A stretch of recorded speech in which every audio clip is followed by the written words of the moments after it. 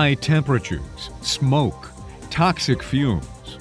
These are just a few of the dangers that chemical fires present. Moving quickly, these fires can have devastating results. They require special firefighting techniques and are often difficult to control. When chemical fires release corrosive or toxic gases, the safety and health of the surrounding community can also be affected. Some emergencies may even require people to evacuate.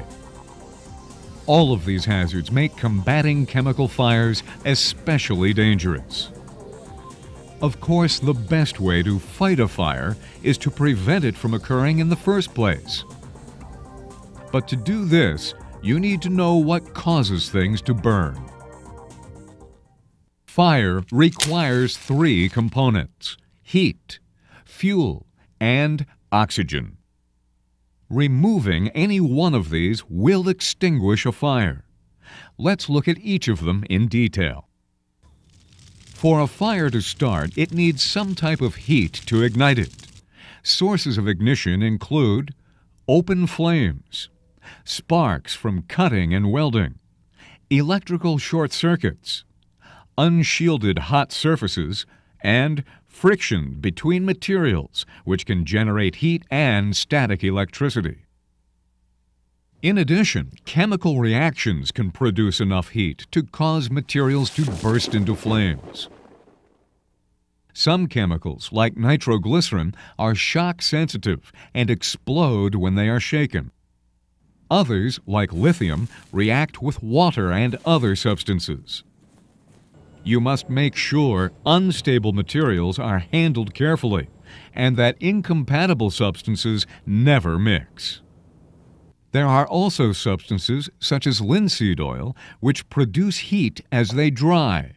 This can cause them to spontaneously combust. For this reason, rags and spill pillows soaked with these chemicals must be disposed of in metal containers approved for combustible materials. Once a fire starts, it produces more heat, which causes it to spread further. This chain reaction will continue as long as there is enough fuel and oxygen. Fuel can include everything from solids like paper and certain metals to liquids, gases, and even dust. When liquids are heated, they boil, and when solids are heated, they melt or decompose.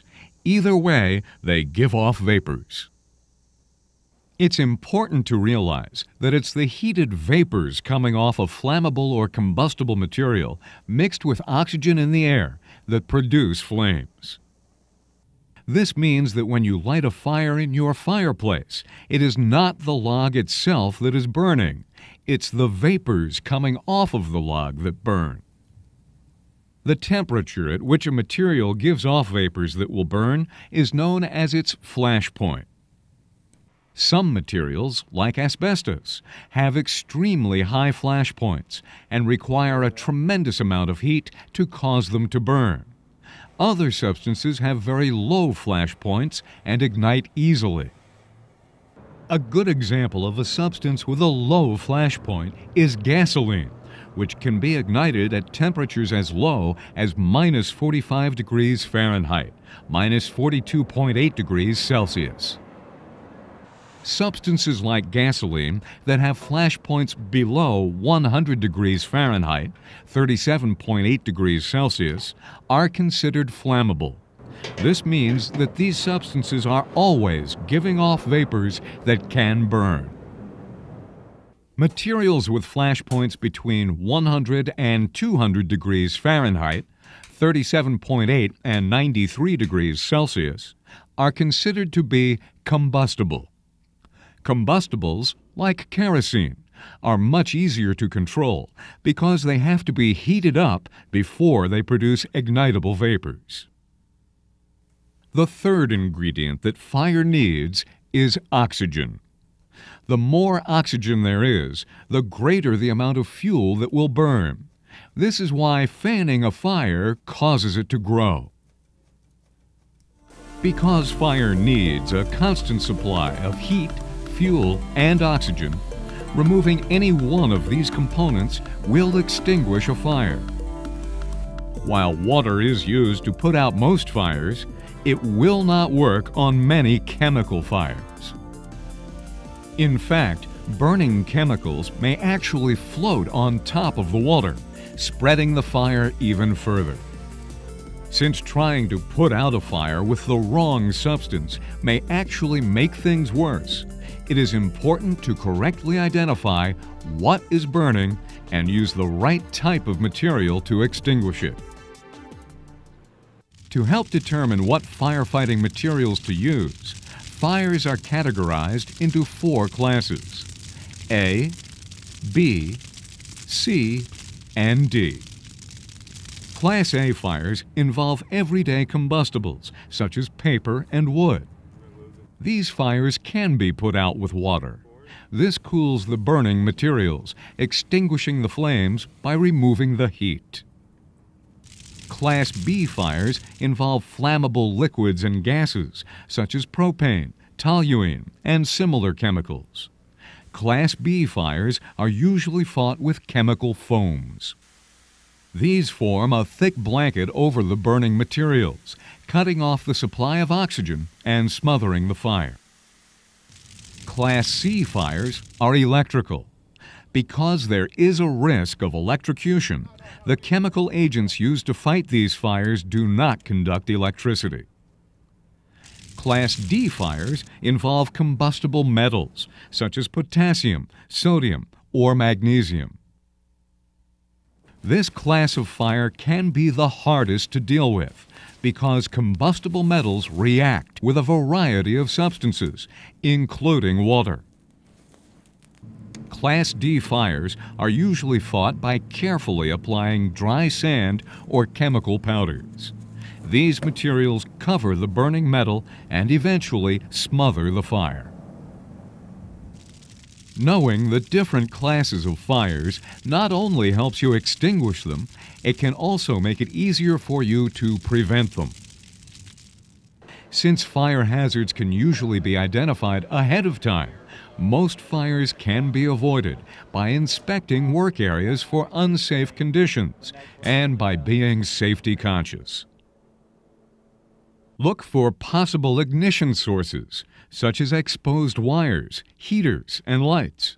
Make sure materials that will burn are stored well away from these locations. Identify substances that are flammable or combustible by referring to material safety data sheets, MSDSs, shipping papers, and container labels. Be aware of all the hazards associated with burning substances, such as the possibility of explosions or the release of toxic fumes. It's important to have this information ahead of time so that you can be prepared in case of an emergency. You need to be extra careful if you are dealing with flammable or combustible materials, since it doesn't take much to ignite these substances. Keep all flammable and combustible materials in approved storage containers.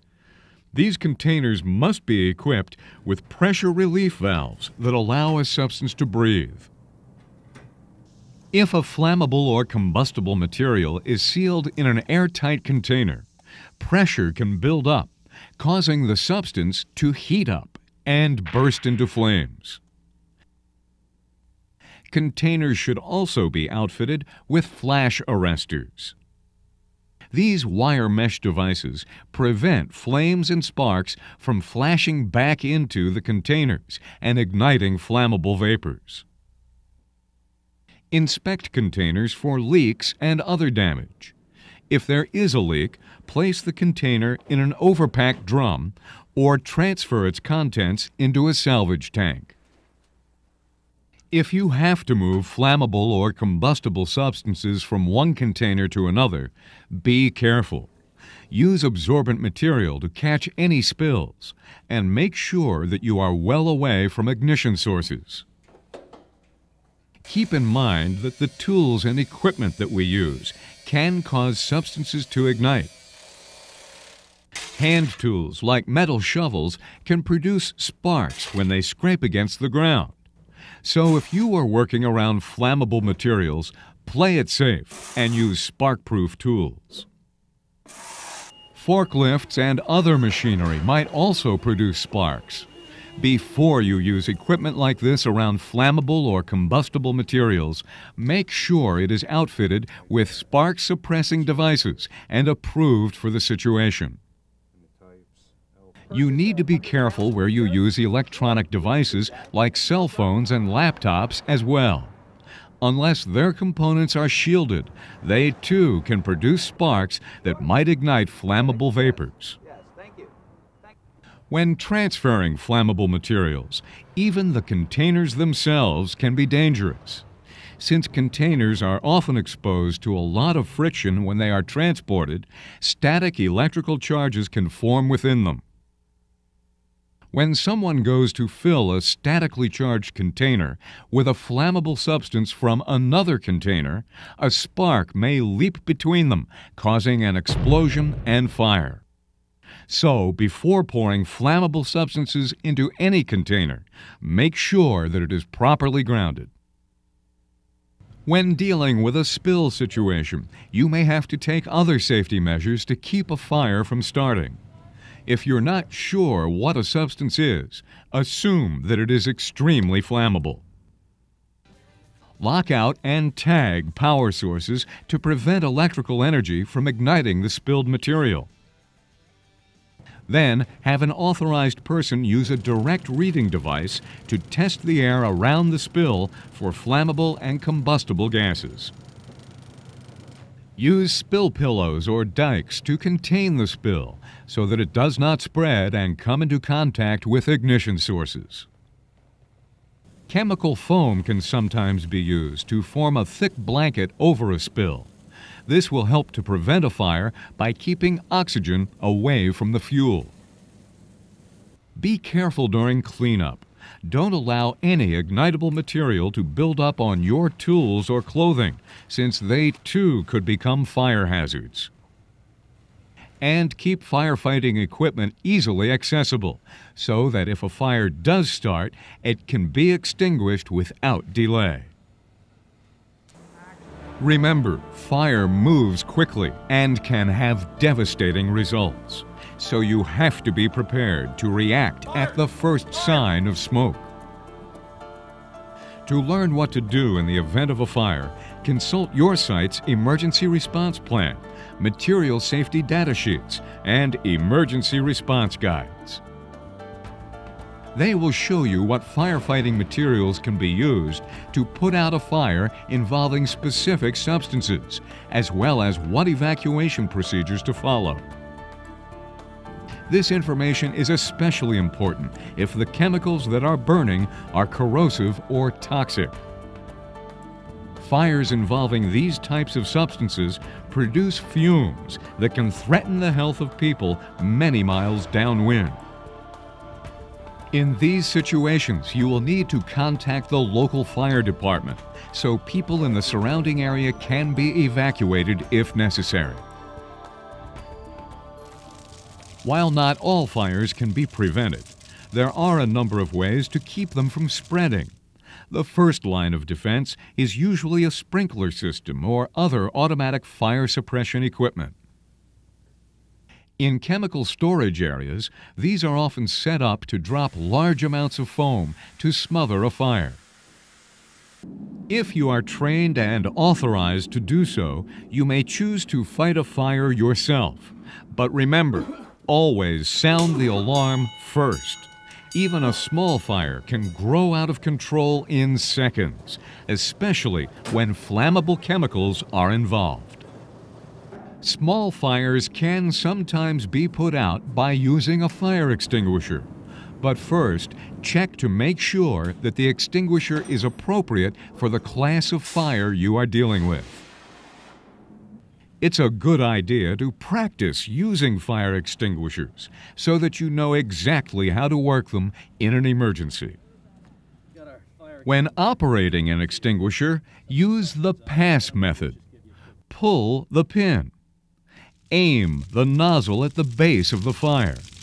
Squeeze the trigger and sweep from side to side until the fire is extinguished. Once the extinguisher is empty, lay it on its side and out of the way of evacuation routes. This will prevent anyone mistaking it for a full extinguisher.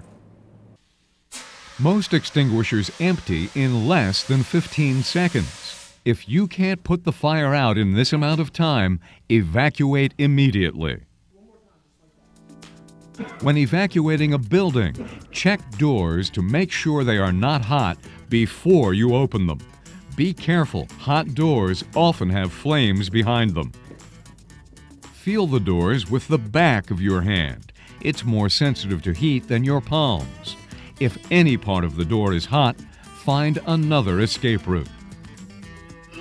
If the door is cool to the touch, you can go through, but be sure to close it behind you. If there is time, close all the windows in the area too. This will help to contain the fire by limiting the available oxygen. Once a fire starts, there may be only a few seconds before smoke builds up and makes it hard to see. So know your evacuation route blindfolded. Remember, smoke can also kill, especially if the burning substances are releasing toxic fumes. Since smoke rises and tends to accumulate at the ceiling, get close to the floor to avoid inhaling it. If possible, use a wet cloth to cover your face. This will help to filter out some of the smoke, making it easier for you to breathe. Take short breaths so that you don't inhale any more smoke than you have to. And get to fresh air as quickly as possible. Then seek medical attention. If your clothing catches fire, don't run around. This will only fan the flames. Instead, remember this simple phrase: stop, drop, and roll. Get on the ground, keep your legs and arms close to your body, and roll back and forth or over and over until the flames are smothered. If possible, keep your face covered with your hands while you roll. This will prevent you from breathing in the flames and burning your mouth, throat, and lungs. To make sure that everyone is accounted for in an evacuation, all employees should go to a predetermined meeting place. Take a head count, and if anyone is missing, inform rescue personnel.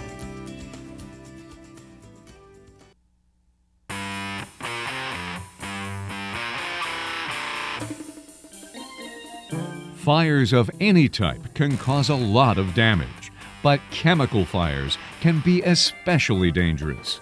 To prevent these fires, you need to eliminate potential fire hazards. Learn to recognize materials that are flammable and combustible and keep them away from ignition sources. Consult your facility's emergency response plan, material safety data sheets, and other resources to see what to do in the event of an emergency. When you see a fire, sound the alarm immediately. If you are authorized to, you may fight a small fire yourself, but make sure you use the right kind of fire extinguisher. And don't hesitate to evacuate. If a fire is too much for you to handle, get out. Fire can break out anywhere, at any time. But if you are alert and know how to react in these situations, you can be sure that you won't get burned.